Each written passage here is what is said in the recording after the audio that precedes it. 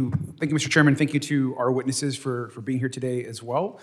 I want to just a couple notes. I think that first, I just want to note that there's been a lot of attacks, of course, on the Biden administration and the work that's happening on the border. I think that obviously, as a reminder, that Democrats also want a safe and secure border. That's in the interest of everyone in our country. And I also want to note that there's been a bemoaning that, of course, that since the end of Title 42, that the chaos at the border that oftentimes many in this committee were rooting for just also did not happen. And so once again, it's very clear that we're getting another political hearing, another distraction from the real issues that are in front of our country.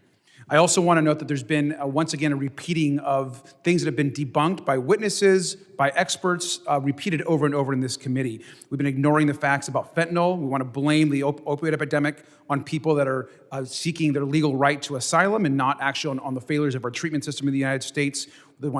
Folks want to feed a narrative that if we just invade Mexico, things will get better in this country, and all these things, along with false claims that our border is somehow open. The men and women of our Department of DHS and our partnerships with NGOs and in Mexico are doing their jobs. And again, the border is not open, and we continue to do that work in this country. I also want to just remind members of this committee, there's been a lot of back and forth on the issues around family separation, and I want to give Ms. Acer a chance to respond to this. We've heard a lot about family separation under the Trump administration, and specifically, quite frankly, a rewriting of what actually happened and of history. Can you clarify the actual differences between what happened in the Trump administration to what's happening today? Yeah, absolutely. So the Trump administration initiated policies that they knew would separate children from their parents. The decision to start prosecuting families for initial entries was done with full knowledge of what the impact would be. I actually met mothers in detention centers who had been separated from their children, had no idea where they were or how to find them. It was heartbreaking as a parent. And I want to note that I think that the differences between what's happened during the Trump administration, what's happening today, and the point of actually the whole process is completely different. And so I want to thank you for that clarification. And one other question.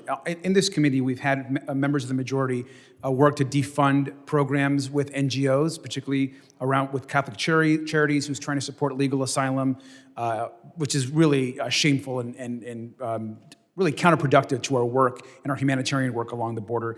Can you explain why our partnerships with NGOs that are providing these services are so important to the work that DHS does and across the border? Yeah, absolutely. Those partnerships are critical globally around the world, as well as here at home. Faith leaders, faith volunteers, employees of faith organizations, and other NGOs, are inspiring. Those who are motivated by their religions are trying to welcome the stranger day in and day out through their work. Refugees around the world are welcomed by faith-based and other organizations. That's critical to enable all the other countries to be hosting refugees. But here at home, we need more support for the organizations that are working to welcome refugees into our communities. There's also a disgraceful lack of support for the organizations in Mexico that are struggling to host refugees who are now waiting to seek asylum at our ports of entry.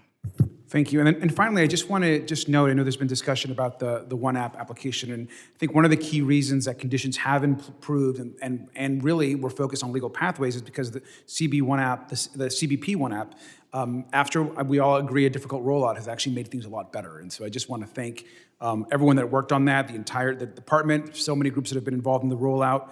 And now over 1,000 migrants a day are able to use that app to exercise their legal right to asylum, which I think is really important. It is a legal right, even though some in the majority choose to not see it that way.